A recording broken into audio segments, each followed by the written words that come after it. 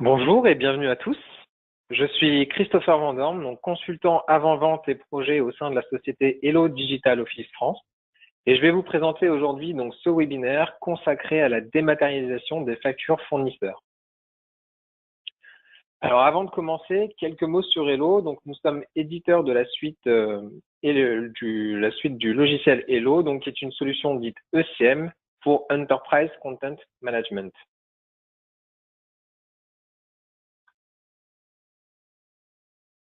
Faisons un rapide point sur le sommaire du jour. Donc la première partie, donc la présentation du contexte sera théorique, donc avec notamment sous la forme d'un PowerPoint. Elle va contenir donc le parcours classique d'une facture dématérialisée, ainsi que les briques logicielles qui sont nécessaires à cela. Ensuite, la seconde partie sera plus concrète. Elle va illustrer donc ce parcours de la phase de la capture jusqu'à la fin du workflow.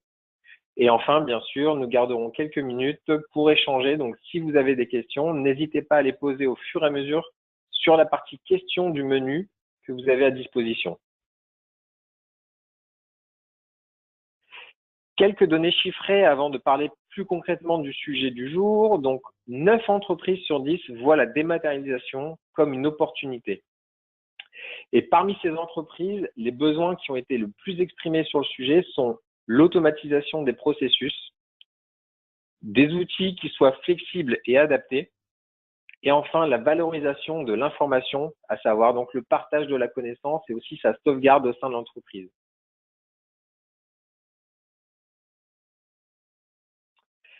Intéressons-nous maintenant au processus global du traitement d'une facture entrante. Alors là, on va avoir trois parties principales. La première, les canaux de communication. Effectivement, donc peu importe le format d'origine et sa provenance, que ce soit papier, mail, fax, etc., tout va être centralisé dans le système ECM. La seconde partie donc, va comprendre l'ensemble du circuit de validation avec différentes phases, comme par exemple la lecture automatique, donc c'est la brique de Clickfractor qu'on peut voir juste en dessous, ou encore le contrôle, l'imputation, le bon à payer, qui vont être gérés par le workflow dans le logiciel ECM. En parallèle de ça, il est possible d'exporter les informations et ou le document vers un logiciel tiers, ce qu'on peut voir ici. Ce n'est pas rattaché à une brique spécifique du workflow, puisqu'effectivement, ça peut interagir en fait à plusieurs endroits selon le besoin. Et enfin, donc la dernière partie concerne l'archivage de notre document, que ce soit en interne ou vers un logiciel de type SAE et donc un export de notre document. Un petit focus sur la brique DocXtractor de la diapositive précédente. Hello DocXtractor, c'est un logiciel dit de l'ADRAD pour lecture automatique de documents et reconnaissance automatique de documents. Le but de cette brique logicielle, c'est d'extraire le plus efficacement possible les informations importantes sur la facture. Ça peut être la date, le numéro de facture, les montants, le fournisseur, etc. On peut même aller jusqu'à la lecture ligne à ligne. Et son fonctionnement va se décomposer en trois grandes étapes. La première, automatique, c'est l'extraction des informations via un moteur OCR. OCR pour Optical Character Recognition. En deux mots, donc le logiciel va recevoir une image scannée et il va être capable de reconnaître les caractères, que ce soit des mots, des chiffres. Et ensuite, il va appliquer un certain nombre de règles spécifiques pour un fournisseur ou des règles génériques pour associer des informations lues à ce qui va être recherché.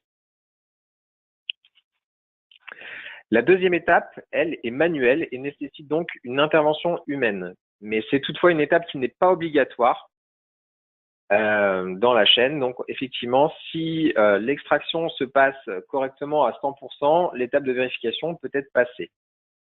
Cette étape va servir notamment à valider ou à infirmer les informations qui seront lues et interprétées par le logiciel. Et enfin, la dernière étape, la plus importante finalement, c'est l'auto-apprentissage. Le logiciel va ici apprendre et modifier ses règles de reconnaissance en fonction de ce qui aura été validé lors de l'étape précédente. Et ainsi, donc, pour chaque fournisseur, il aura des instructions de plus en plus précises avec le temps pour retrouver les bonnes informations. Et donc, avoir de moins en moins besoin de passer du temps sur cette étape de vérification au milieu.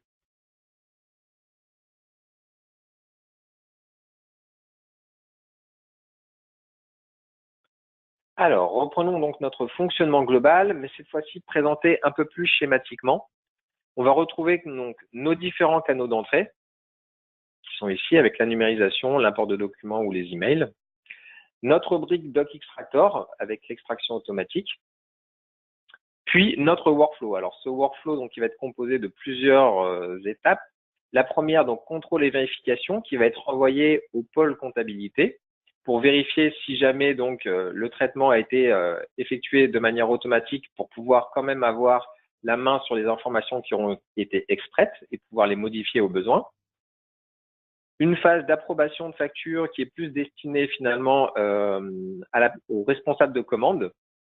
Et enfin, donc, un retour à la comptabilité avant d'exporter les données, donc transfert des données et acquittement vers un ERP ou un logiciel de comptabilité.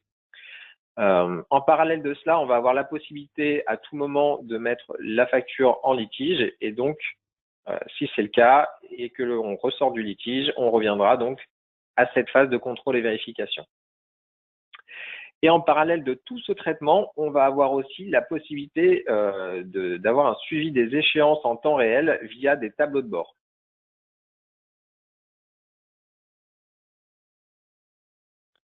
Les briques logicielles maintenant. Donc chez Hello, nous proposons des briques logicielles pour prendre en charge les différentes phases qu'on a pu voir sur le schéma d'avant. La première ligne, donc c'est Hello Professionnel et Hello Enterprise. Ça représente les logiciels ECM qui s'occuperont de gérer l'avancement et le stockage des factures. Il n'y a pas vraiment de différence côté utilisateur entre les deux produits. La différence se fait plutôt côté infrastructure, à savoir donc que Hello Enterprise prévoit notamment une installation sur plusieurs serveurs pour pouvoir répartir les demandes de ressources. Et ainsi, on va pouvoir gérer donc des plus grands volumes de documents ou alors un plus grand volume, un plus grand nombre d'utilisateurs connectés en simultané. La deuxième ligne donc va concerner des éléments qu'on vient greffer le plus souvent à un projet de facture fournisseur. Donc, on a Doc Extractor, qu'on connaît désormais puisque j'ai pu l'évoquer juste avant. Et on a également donc HelloXC, qui est un petit module qui va permettre l'archivage et la récupération automatique des emails. Ça va être utile notamment pour traiter donc toutes les factures fournisseurs qui sont reçues en version électronique.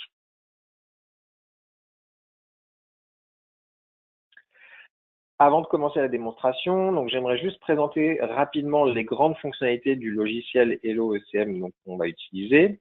Ça sera notamment la version professionnelle. Donc, il permet notamment l'organisation et l'archivage des documents dans un plan de classement, la gestion des workflows et également donc une recherche intelligente pour retrouver les informations et également les documents associés à ces informations. Enfin, donc les deux derniers points qui sont un peu plus techniques permettent notamment de souligner les possibilités d'interfaçage avec les logiciels métiers.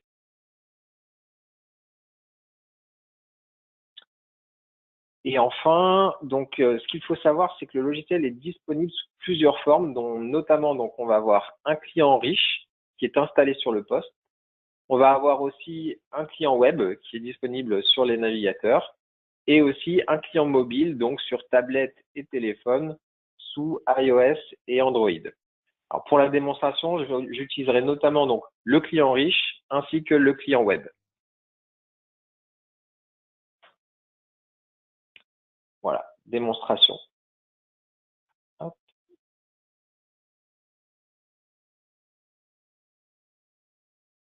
Je vais donc basculer sur mon environnement de démonstration. Voilà, donc je suis dessus. Alors, ce qu'on peut constater, donc là, j'ai déjà rentré mon login et mon mot de passe. J'arrive sur une page d'accueil. Cette page d'accueil, elle va avoir notamment deux éléments très intéressants ici. Donc, ce sont les tuiles qui sont situées sur la gauche.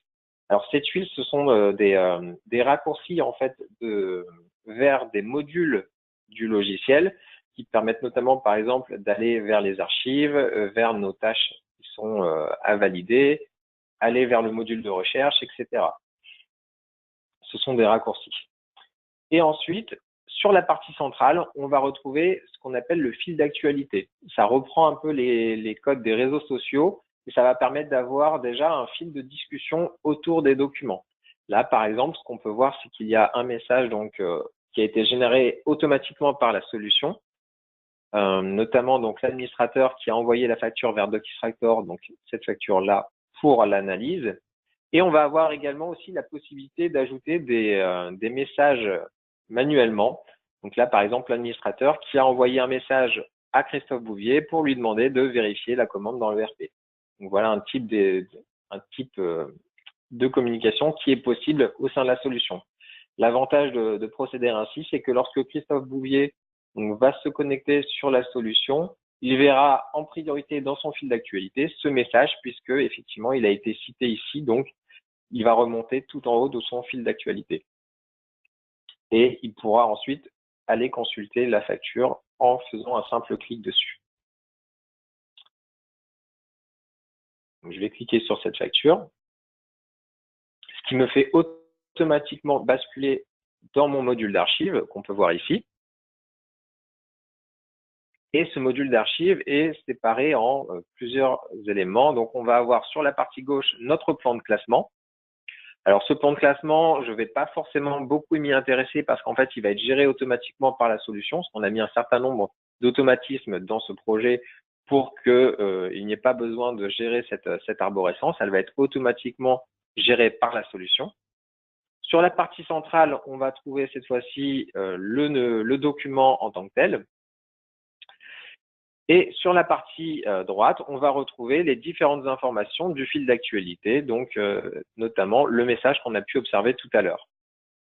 Voilà un petit peu pour la présentation de cette interface. Maintenant, ce que je vous propose, c'est qu'on va passer directement aux différentes phases donc de validation d'une facture fournisseur. Et pour cela, donc, je vais basculer sur ma boîte de réception. La boîte de réception, pour vous expliquer en quelques mots en quoi ça consiste, c'est une interface entre le scanner et le logiciel et les archives. Ça va permettre donc de pouvoir piloter le scanner ici, de pouvoir envoyer nos factures vers DocXtractor et également donc trier. Si on a plusieurs typologies de documents, ça peut servir également pour trier nos documents avant de les envoyer vers les archives. Alors, je vais prendre une facture que je fais basculer ici. Voilà. Donc ça, c'est pour simuler le fait que le document scanné arrive dans ma boîte de réception.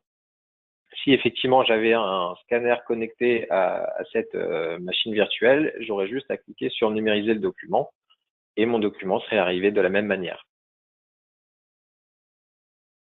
Donc j'ai ma facture ici. La seule chose que je vais faire, c'est tout simplement déposer la facture. Voilà, donc là la facture a disparu de ma boîte de réception. Elle a été déposée à deux endroits en simultané. Le premier, c'est dans les archives qu'on a pu voir tout à l'heure. Je vais rebasculer dessus.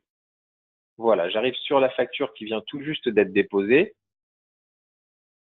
Ce qu'on va pouvoir voir, c'est qu'au niveau du formulaire, donc des informations qui sont rattachées à mon document, donc elle a bien été mise en tant que facture entrante, mais pour l'instant, on n'a aucune information qui est rattachée à notre document.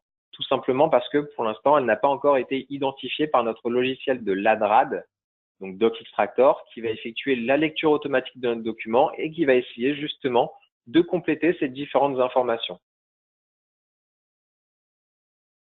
Alors, je vais ouvrir mon logiciel de l'ADRAD puisqu'elle a été envoyée en simultané vers ce logiciel de lecture automatique de documents. Et donc, elle devrait normalement arriver d'ici quelques instants. Hop.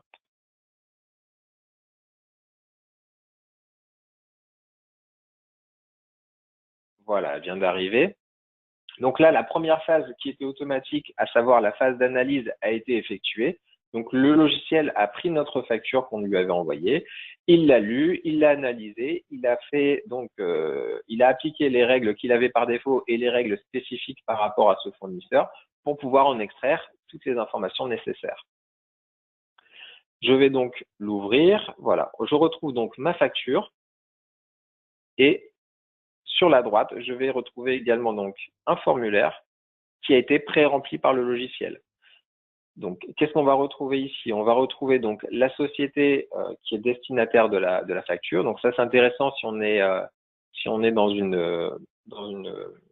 une entreprise qui a plusieurs sociétés à gérer.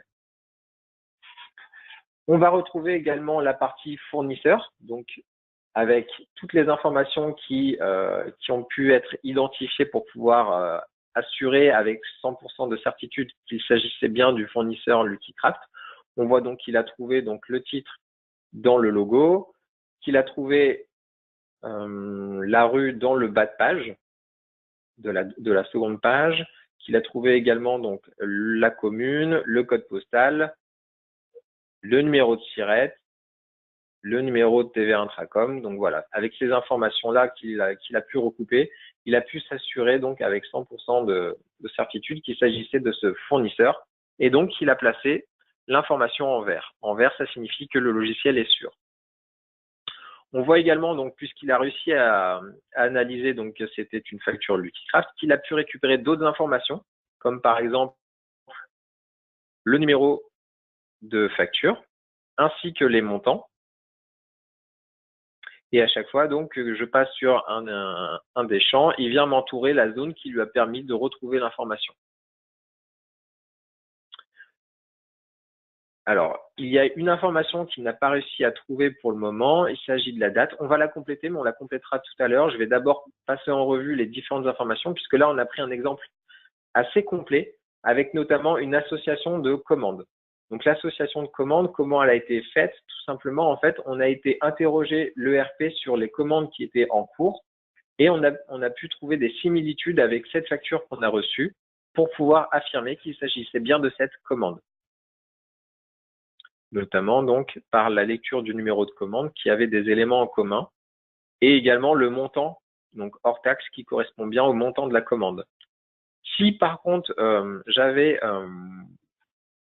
une différence entre mes différents montants, voilà, il y a des choses qui vont tout de suite être récupérées par le logiciel pour montrer qu'il y a une incohérence. Notamment ici, donc, on voit que le montant ne correspond plus.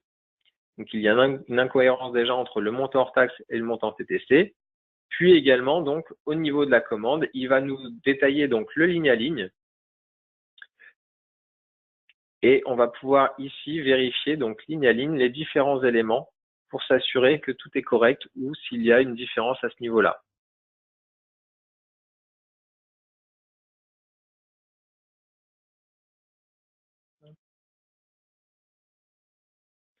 Voilà, donc je remets comme il faut, tout repasse en vert. Donc, à savoir, là, on n'a pas sur une égalité à 100%, donc c'est pour ça qu'il nous a affiché le détail.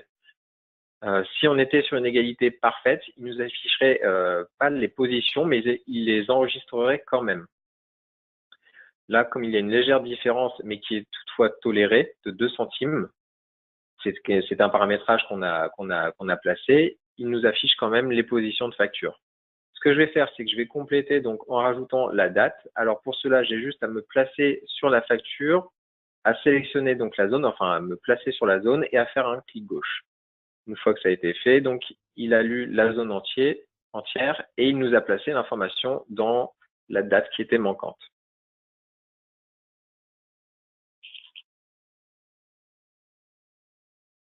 Voilà, hop, je valide, je referme mon document. Et ce qu'on peut voir, donc, c'est que le document a disparu de ma liste de tâches. Donc là, si vous vous souvenez bien, en fait, il n'est pas encore revenu directement. Il y a une étape à effectuer juste avant qui va être l'étape d'auto-apprentissage. Donc là, tout simplement, le logiciel va prendre en compte ce qu'on a pu valider de notre côté. Et il va s'en servir donc pour améliorer ses règles de reconnaissance, ce qui fait que la prochaine fois, il sera de plus en plus efficace pour reconnaître les différentes informations.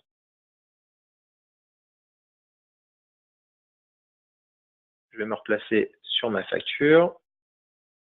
Donc là, je suis revenu dans mon logiciel Hello.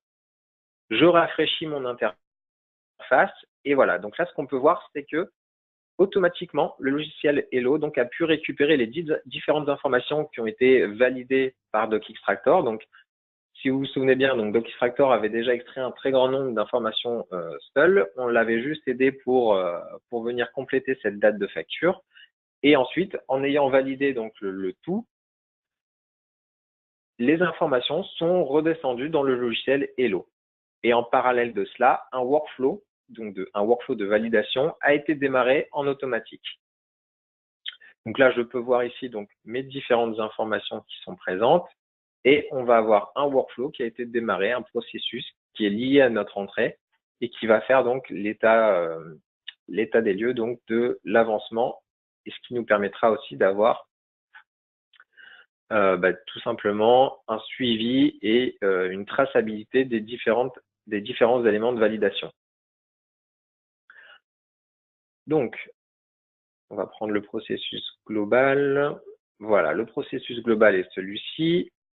Donc, on va avoir des étapes qui sont automatiques, où on va tout simplement changer les droits, changer le statut pour le mettre en cours.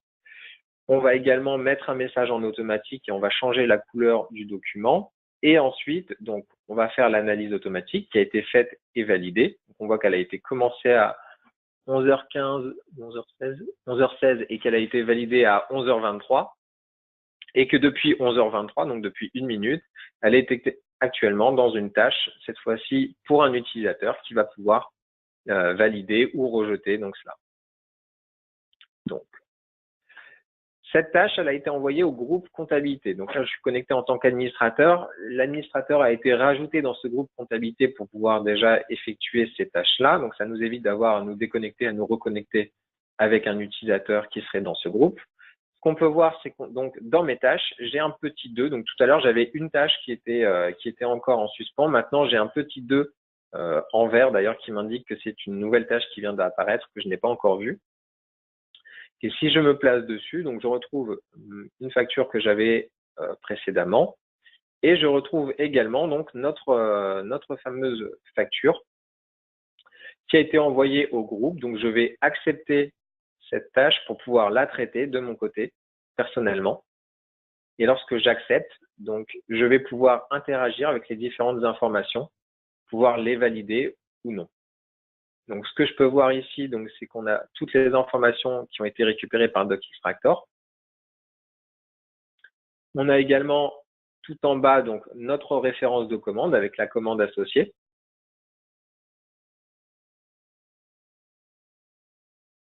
On va avoir sur l'onglet des positions la liste de toutes les lignes avec tous les détails de lignes.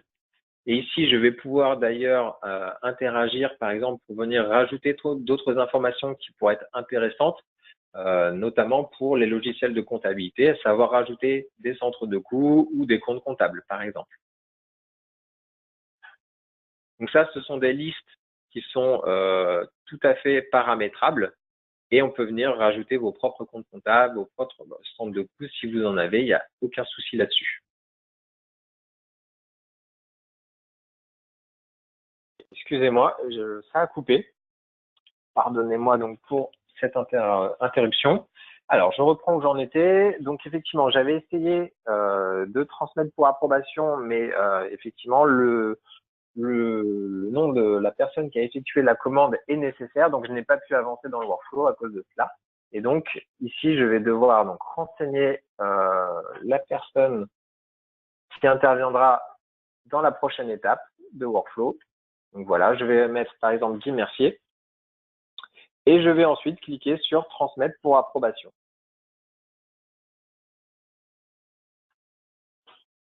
Voilà, donc je valide en faisant transmettre pour approbation.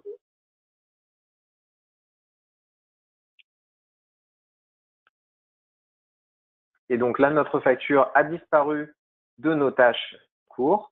On observe qu'on a toujours l'autre facture qui était en attente. Donc, celle qu'on a traitée a disparu. Elle a été envoyée tout simplement auprès donc de l'autre personne, à savoir Guy Mercier. On peut le voir ici à nouveau. Donc, si je me mets ici sur les processus, donc je vais rechercher mon processus global. On était tout à l'heure sur cette étape-là. On peut voir qu'elle a été effectuée, donc que d'autres étapes automatiques ont été faites aussi, comme par exemple changer le nom de la facture avec les informations qu'on aura validées. On a également déplacé la facture et elle est maintenant donc en phase d'approbation auprès donc du responsable de commande.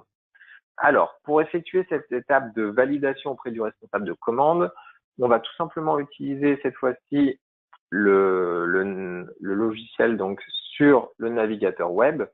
Donc, le client web, voilà, je me suis connecté cette fois-ci en tant que Guy Mercier sur ce navigateur. On observe qu'on a quelque chose d'assez semblable au client Java, donc au client riche qu'on avait tout à l'heure pour effectuer nos premières étapes.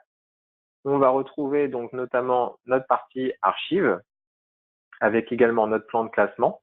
On va retrouver nos différentes factures. On va retrouver également notre partie tâches. Donc, hop, si je bascule sur ma partie tâches, et je vais retrouver notamment donc tout en bas la facture dont on a la validation qui est à effectuer. Qu'on peut voir ici, qui est très intéressant, c'est qu'on n'a pas forcément les mêmes informations qui sont affichées. En effet, en fonction de l'endroit où on va se trouver dans le workflow, on va pouvoir afficher ou non telle ou telle information. On va vraiment avoir la possibilité de contrôler quelles informations sont disponibles pour quel métier.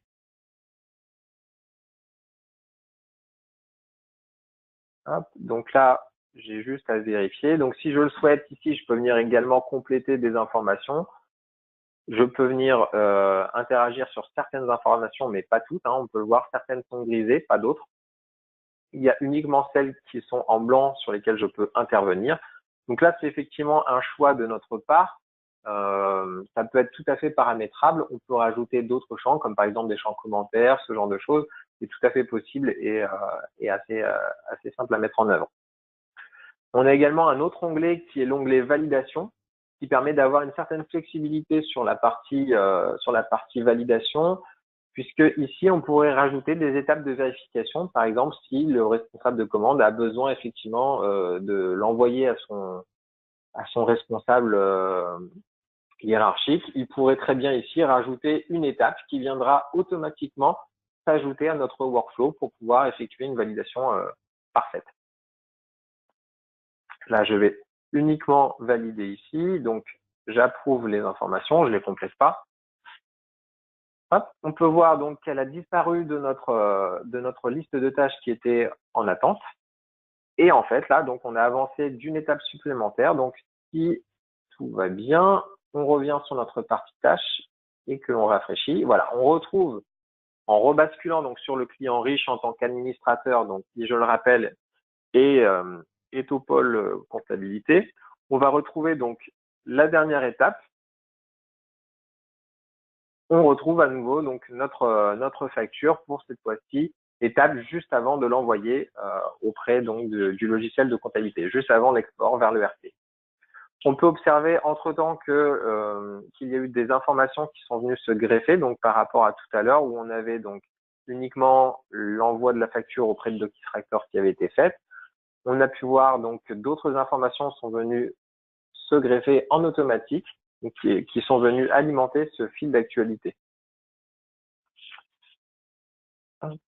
Juste avant d'avancer, j'aimerais revenir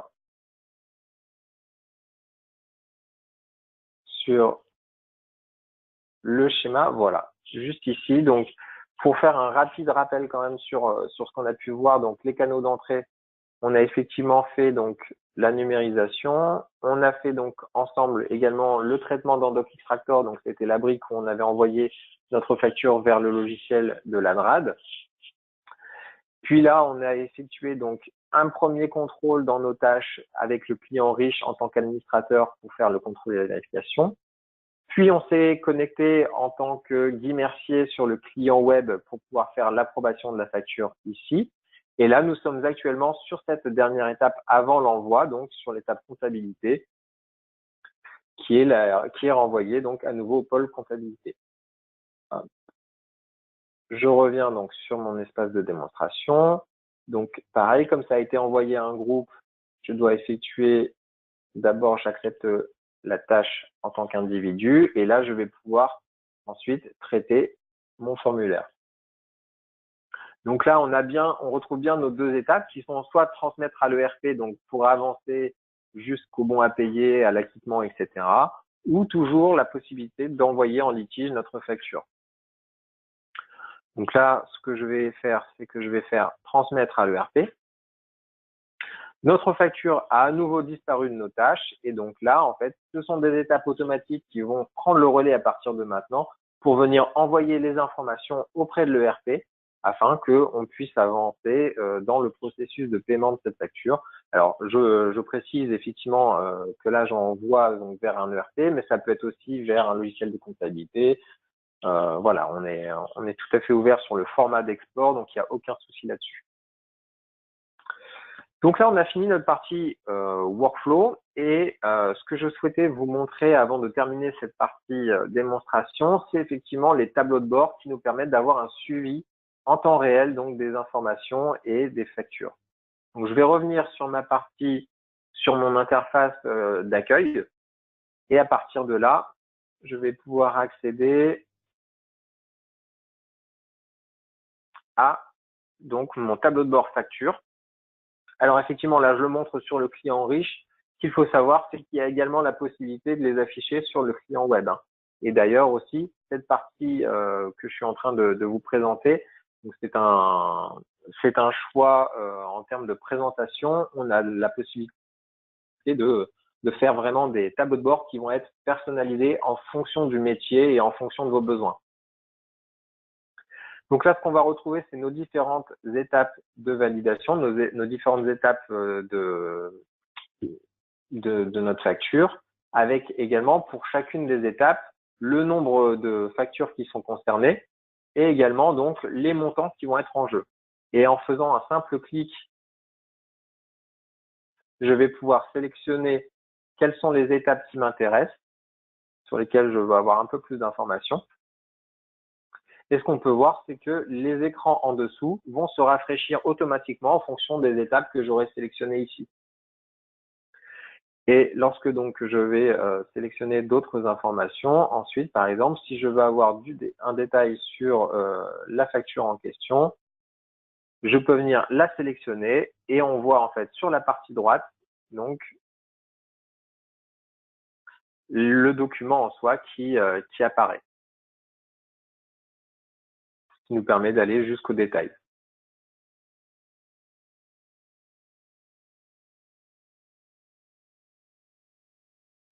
Voilà pour la partie démonstration. Alors, avant de conclure, on va repasser rapidement sur la partie donc, schéma. Donc voilà, donc là, pour reprendre un peu le schéma, donc on était sur cette dernière étape de comptabilité et on l'a validé pour effectuer le transfert des données. Donc après, c'est l'ERP qui va prendre le relais. On a la possibilité également de recevoir des informations de la part de l'ERP pour pouvoir mettre à jour aussi côté Hello, donc côté ECM, le statut de la facture et savoir si elle a été payée ou pas, etc. Ce qui nous permettra d'avoir toujours toutes les informations en temps réel synchronisées avec l'ERP.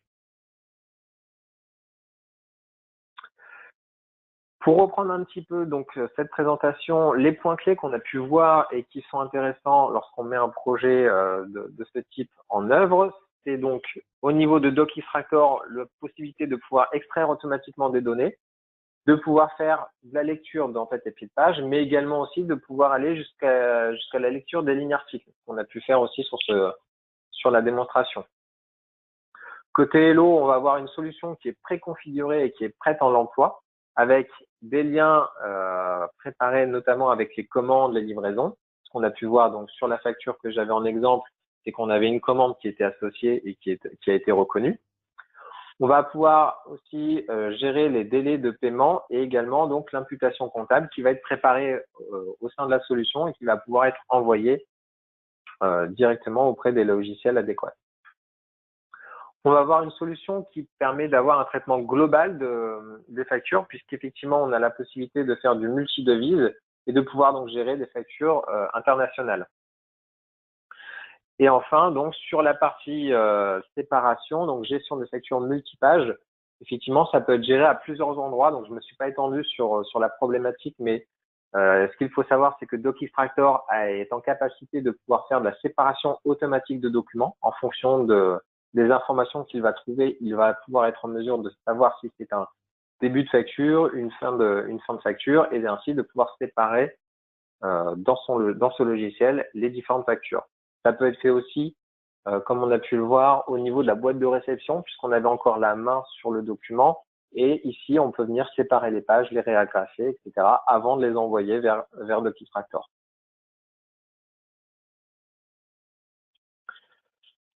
Les bénéfices qui sont attendus pour la mise en place d'un projet de dématérialisation de factures, il y en a 4 principaux. Ça va être bien sûr la réduction des coûts de traitement.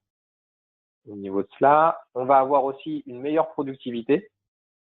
On va également rechercher de la traçabilité pour chaque étape d'avancement dans la validation. Comme vous vous en souvenez, donc j'avais pu vous montrer que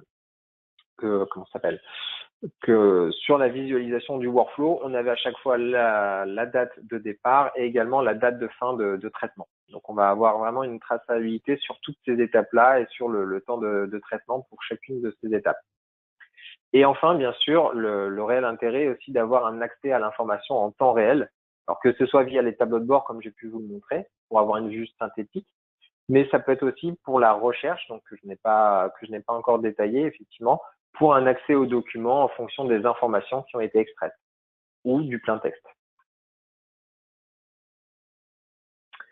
Le logiciel ECM Hello ne sert pas forcément qu'à traiter les factures fournisseurs. Effectivement, on a une large gamme de solutions pré-packagées pour des projets tels que, par exemple, la gestion des contrats, la gestion des visiteurs ou encore les dossiers RH, on voit le plus souvent. Quelques-unes de nos références aussi. Donc, on peut surtout voir ici qu'elles sont très diverses en termes de secteur d'activité, tout simplement parce qu'Hello offre suffisamment de flexibilité pour s'adapter à votre besoin. Donc, effectivement, on n'a pas du tout de secteur réservé, c'est ouvert à toutes les entreprises. Merci pour votre attention. Si vous avez des questions, n'hésitez pas à les poser. Je vais les regarder dès maintenant et je vais prendre quelques minutes pour y répondre.